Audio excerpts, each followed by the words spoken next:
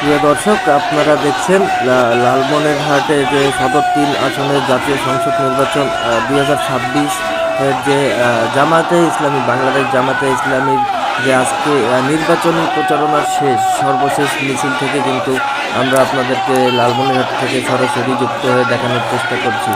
এই মুহূর্তে আমি সরাসরি যুক্ত আছি, আমি আনিসুল ইসলাম রাজীব। দর্শক, আমরা যেমনটা বলছিলাম, আরও একবার যদি বলে রাখি, লালমনিরহাটের যে সদর ৩ আসন রয়েছে সেখানকার যে জামায়াতে ইসলামীর প্রার্থী রয়েছে, দাঁড়িপাল্লা মার্কার প্রার্থী, তার একটি বিশাল মিছিল কিন্তু আমরা লক্ষ্য করতে পারছি লালমনিরহাটে। 12ই ফেব্রুয়ারি জাতীয় সংসদ ত্রয়োদশ জাতীয় সংসদ নির্বাচন অনুষ্ঠিত হবে। সেই নির্বাচনের আজকে এই সর্বশেষ প্রচারণা কিন্তু চলছে।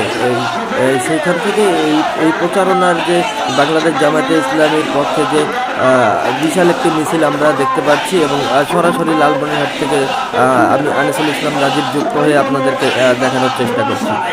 দর্শক, সাথেই থাকুন।